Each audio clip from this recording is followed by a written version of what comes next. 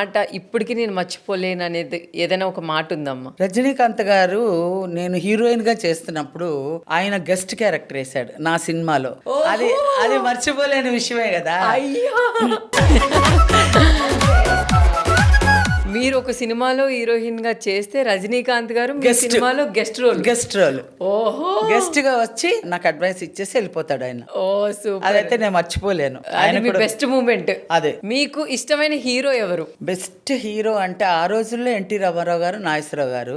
అలా stage by stage వస్తుంది కదా. ఇప్పుడు మీకు ఇష్టమైన హీరో? ఇప్పుడు మహేష్ బాబు, ఎన్టీఆర్, అల్లు అర్జున్ కూడా బాగా చేస్తాడు. బాగా చేస్తున్నారు. అది చూసారా పుష్ప? తగ్గేదేలే.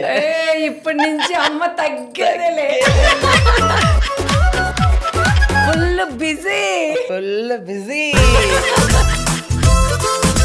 మొత్తానికైతే ఇప్పుడు అది పాజిటివ్ గా మనది మనమే బూస్టప్ చేసుకోవాలి. అంతే. ఇష్టమైన హీరోయిన్ ఎవరమ్మా మీకు? హీరోయినా ఫస్ట్ సావిత్రి గారు, తర్వాత జయసుధ గారు. ఇప్పుడు హీరోయిన్స్ లో?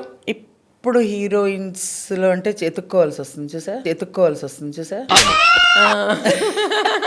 అందుకే మీరు అదృష్టం కోల్ది కమెడియన్ అయిపోయారు చూసారా. అక్కడి నుంచి ఇక్కడ వరకు చేస్తూనే వచ్చారు. అదే మొత్తానికైతే ఇప్పుడు మన ఇంట్లోనే ఒక హీరోయిన్ ఉంది కాబట్టి ఆ అమ్మాయి కూడా మన హీరోయిన్. ఐశ్వర్య రాజేష్ వాళ్ళ నాన్న పేరు రాజేష్ కదా. ఐశ్వర్య రాజేష్. మొత్తానికి అలా సెట్ అయిపోయింది.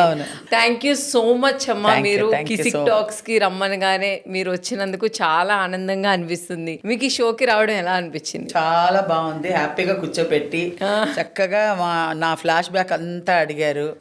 ఆడియన్స్ కి అందరికి తెలిసేలాగా వాళ్ళకి కూడా మళ్ళీ రివిజన్ అయ్యేలాగా అయింది. కిసక్ ప్రోగ్రామ్ కసక్ అని క్వశ్చన్స్ అన్ని వేశారు. కిసిక్ ప్రోగ్రామ్ కసక్ అని వేశారు.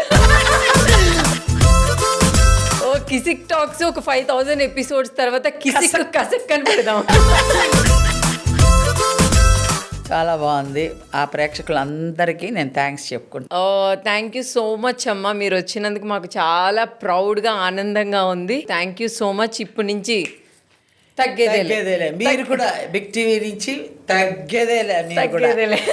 నంబర్ 1 యాంకర్ గా బాగా చేస్తున్నారు. బాగా మంచి పేరు తెచ్చుకుంటారని నేను భగవంతుని ఆశిస్తున్నా.